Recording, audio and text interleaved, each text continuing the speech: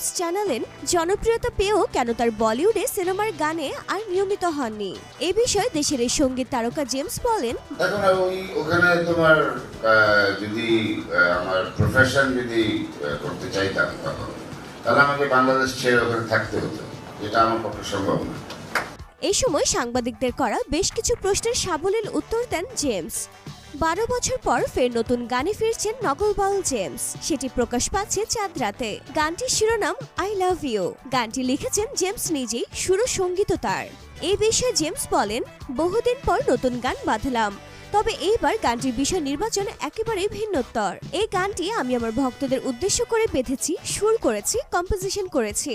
এর বিষয় বৈচিত্র্যে ঠাঁই পেয়েছি দীর্ঘ 4 দশক ধরে মঞ্চ কিংবা সর্বত্র আমার সঙ্গে ভক্তদের বয়ে চলা অপরিসীম ভালোবাসার সম্পর্ক।